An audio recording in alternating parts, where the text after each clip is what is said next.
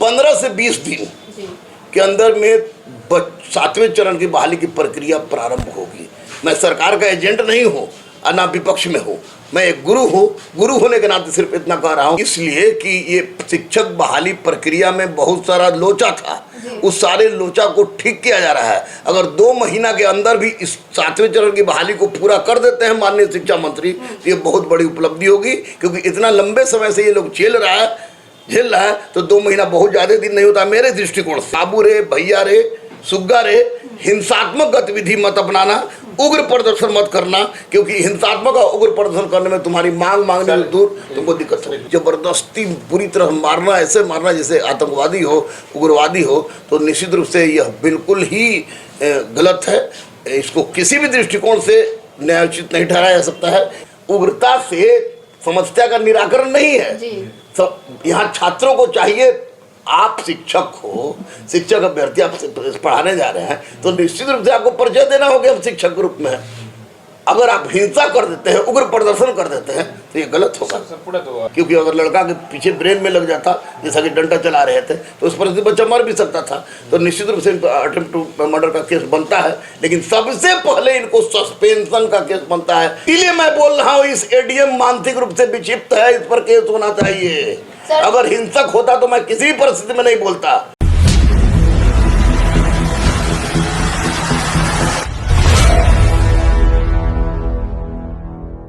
देखिए, ये केवल शिक्षक अभ्यर्थियों की बात नहीं है, किसी भी छात्र की बात है। तो किसी भी छात्र के साथ अगर इस तरह का व्यवहार किया जाता है जो कि बिल्कुल किसी भी दृष्टिकोण से न्यायोचित नहीं लग रहा है, कि जबरदस्ती बुरी तरह मारना, ऐसे मारना जैसे आतंकवादी हो, उग्रवादी हो, तो निश्चित रूप से यह बिल्कुल ही गलत है। इसको किसी भी दृष्टिकोण से न्यायोचित नहीं ठहराया जा सकता है।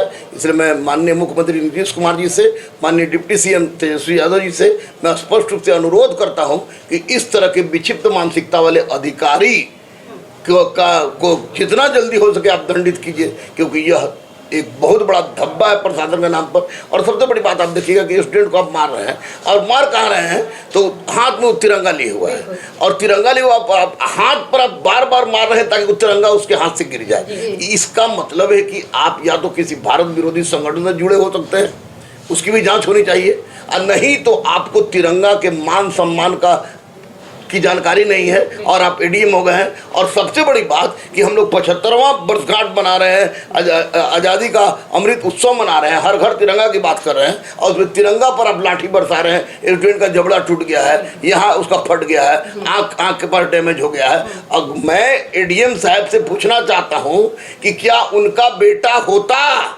और तो उसके साथ इस तरह का व्यवहार वो करते? अगर उसके साथ भी उस तरह का व्यवहार करते तो ये मानसिक रूप से विक्षिप्त है, और नहीं तो निश्चित रूप से जो व्यवहार उन्होंने उस बच्चा के साथ किया है उसके लिए इनको दंड मिलना ही चाहिए। अन्यथा ये समाज के बहुत बड़े कोण हैं।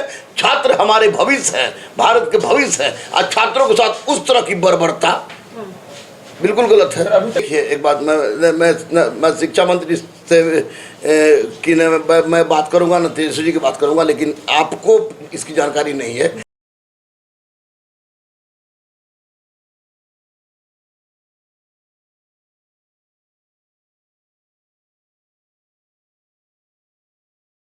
कि स्पष्ट रूप से पेपर में निकला था कि विद्यार्थी, और टीवी पर भी दे रहा था कि विद्यार्थी संयम बरते तुरंत होगी। 15 से 20 दिन के अंदर में 7वें चरण की बहाली की प्रक्रिया प्रारंभ होगी। मैं सरकार का एजेंट नहीं हूँ और ना विपक्ष में हूँ, मैं एक गुरु हूँ। गुरु होने के नाते सिर्फ इतना कह रहा हूँ ताकि बच्चे क्यों करेंगे संघर्ष, पढ़ाना है उनको। लाठी मारने वाले इस तरह के लोग, गंदे गंदे लोग मौजूद हैं, तो 15-20 दिन इंतजार करें। शांतिपूर्ण अगर धरना प्रदर्शन करना है तो शांतिपूर्ण धरना प्रदर्शन करें, आमरण अनशन करें, कुछ भी करें, लेकिन हिंसात्मक गतिविधि से बच कर रहे। लेकिन उसके पहले मैं आपको विश्वास दिला दूं आप लोगों को कि 15 से 20 दिन के अंदर में। सर, जिस तरीके से एक वीडियो वायरल हुआ है, कह रहा है कि सर हम 5 सितंबर तक ही अल्टीमेटम दे सकते हैं सरकार को। 5 सितंबर उसके बाद क्या कर लेंगे सरकार? उसके बाद मतलब 5 सितंबर तक सरकार नोटिफिकेशन नहीं देगी तो फिर बड़ा आंदोलन। जिस दिन उग्र होंगे उस दिन आंदोलन दबा दिया जाएगा।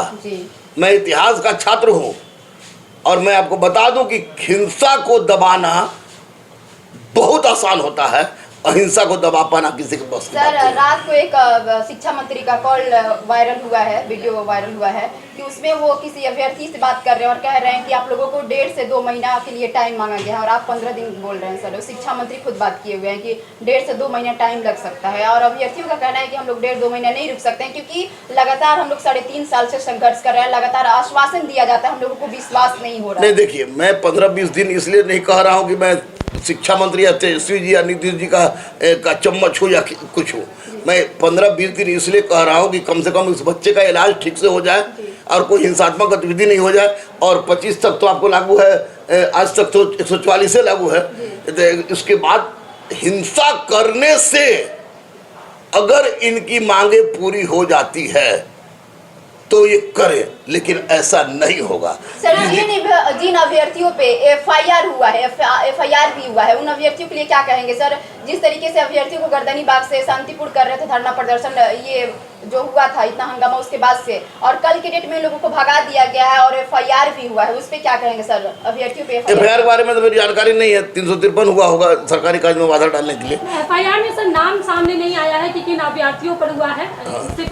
ये होता है छात्रों को। एक सवाल ये है कि रातों रात हमारी सरकार बदल जाती है, इस्तीफा भी दे देती है और ये फिर बाद में पद भी ले लेती है।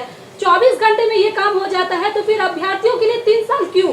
इसलिए कि ये शिक्षक बहाली प्रक्रिया में बहुत सारा लोचा था, उस सारे लोचा को ठीक किया जा रहा है। अगर 2 महीना के अंदर भी इस 7वें चरण की बहाली को पूरा कर देते हैं माननीय शिक्षा मंत्री, तो ये बहुत बड़ी उपलब्धि होगी। क्योंकि इतना लंबे समय से ये लोग झेल रहा है, तो 2 महीना बहुत ज़्यादा दिन नहीं होता मेरे दृष्टिकोण से। अब बच्चे क्या सोचते, चूंकि मैं शिक्षक को अभ्यर्थी को पढ़ाता मैं नहीं हूँ, लेकिन बार बार यही कहेंगे कि बाबू रे, भैया रे, सुग्गा रे, हिंसात्मक गतिविधि मत अपनाना, उग्र प्रदर्शन मत करना, क्योंकि हिंसात्मक और उग्र प्रदर्शन करने में तुम्हारी मांगने में दूर तुमको दिक्कत होगी। एक लास्ट सवाल सर, देखा जाए तो रहमान जो है लड़का दरभंगा का, उसको अनिसुर रहमान साहब ने मारा, तो कहीं ना कहीं जो क्राइम एक्सपर्ट हैं वो कहते हैं कि अटेम्प्ट टू मर्डर का केस हो सकता है। जिस तरीके से फुटेज में क्लियर हुआ, जांच टीम गठित की जाएगी, सब कुछ क्लियर होगा, तो अटेम्प्ट टू मर्डर का केस हो सकता है, क्योंकि जिस तरीके से फुटेज में मारा जा रहा है। हाँ बिल्कुल बिल्कुल। एक बात आपको बताते हैं कि यहाँ से ऊपर अगर जिसको चोट लगती है, कान फट गया, हाँ मैं जान रहा हूँ, जिसको चोट लगती है तो यहाँ से ऊपर जिसको चोट लगती है तो प्रथम दृष्टया उस पर FIR के तहत 307 ही लगता है, 307 ही लगता है। तो उस दृष्टिकोण से इन पर 307 लग सकता है, क्योंकि अगर लड़का के पीछे ब्रेन में लग जाता, जैसा कि डंडा चला रहे थे, तो उस पर बच्चा मर भी सकता था। तो निश्चित रूप से इन पर अटेम्प्ट टू मर्डर का केस बनता है, लेकिन सबसे पहले इनको सस्पेंशन का केस बनता है कि इनको सस्पेंड किया जाए। सठिया गए हैं ये, इनके सस्पेंड हो जाएंगे, उसके बाद 307 लगाना है। कब तक लगता है कि सस्पेंड हो जाएंगे? जिस तरह से जांच, ये तो मैं ये नहीं कर रहा हूँ, लेकिन कमेटी जो गठित हुई है उस कमेटी को मैं जानता हूँ, कमेटी सर, अनिसुर रहमान का एक बयान मतलब अभी आ रहा है, ब्रेकिंग न्यूज है कि वो बोल रहे हैं ना कि मेरे साथ जो कुछ भी हुआ, लेकिन अब मैं माफ़ करता हूँ, अब मुझे नोटिफिकेशन चाहिए, क्योंकि उनको सजा देने से मेरा जो कैरियर है वो अलग नहीं होता। नहीं, ये अनिसुर रहमान के कह देने से सारी समस्या, इसका मतलब कि किसी विद्यार्थी को मार के आप पार दीजिए, फिर हाथ फाड़ दीजिए और वो बच्चा बोले कि हमको माफ़ कर दिए, हमको ये कीजिए। अरे इनकी मांग तो पूरी होगी ही। अनिसुर रहमान कोई नेता है? अभ्यर्थी हैं। तो सारे अभ्यर्थियों की बात है। आज अनिसुर रहमान के साथ हुआ है, कल किसी मुकेश के साथ हो सकता है, कल सुरेश के साथ हो सकता है। इस सबसे बड़ा दोष इस अधिकारी का है कि इसने इसको मारना ही था, चुतर पर मारता, अगर इसको मारने का शौक था तो इस तरह से मार रहा है जिससे लग रहा है कि बर्बरता की सीमा को लांघ रहा है, रुई धुन देते हैं। तो निश्चित रूप से इन पर इनको पहले सस्पेंड होने के बाद क्या केस बनता है वो तो प्रशासन। सर, नोटिफिकेशन को लेकर आप कितना सपोर्ट करेंगे, आपकी तरफ से कितना समर्थन मिलने वाला है? अभ्यर्थियों को समझाएंगे सर शिक्षक? अहिंसात्मक रूप से नोटिफिकेशन के लिए मैं या किसी भी परीक्षा के लिए गुरु रहमान था, है और मरते दम तक छात्रों के साथ रहेगा। शर्त है कि उग्रता नहीं होनी चाहिए, क्योंकि मैं जानता हूं, मैं जिस विश्वविद्यालय से आया हूं वहां जो हम लोगों ने आंदोलन किया है। सीसेट में आप बताइए, आप लोग पता होगा 2004 की बहाली थी दरोगा की, 2009 में 18 से 26 अप्रैल तक मैंने करवाया, 13 आंदोलन मैंने किया, एक बार भी हिंसा नहीं किया, परीक्षा भी हो गया, सब ज्वाइन कर लिए। उसके बाद सचिवालय वाला इंटर स्तरीय का पूरा का परीक्षा कैंसिल करवाया। सीसेट यूपीएससी में 7 आंदोलन हुआ। आंदोलन की शुरुआत बिहार से हुई, अनशन में 2 दिन मैं बैठा था, उसके बाद बनारस गया, बनारस से इलाहाबाद से दिल्ली तक, और अहिंसा के माध्यम से सीसेट आज क्वालिफाइंग हो गया। सर एक चीज बताइए, यदि छात्र अहिंसात्मक आंदोलन ना करते तो आज एडीएम साहब उन पर लाठी बरसा करके उनको अटेम्प्ट टू मर्डर का सिचुएशन नहीं बना सकते थे। यदि छात्र कहीं ना कहीं अहिंसात्मक गतिविधि से आंदोलन किए हैं तभी उन पर इस तरह से किया गया है।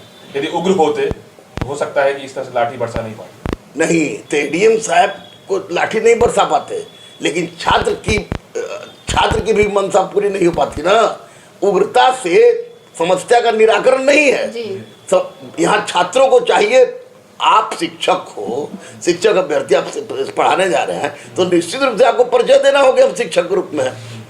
अगर आप हिंसा कर देते हैं, उग्र प्रदर्शन कर देते हैं तो ये गलत होगा। पूरा तो हिंसात्मक ही आंदोलन। हाँ बिल्कुल, इसीलिए मैं बोल रहा हूँ इस एडीएम मानसिक रूप से विक्षिप्त है, इस पर केस होना चाहिए। अगर हिंसक होता तो मैं किसी भी परिस्थिति में नहीं बोलता।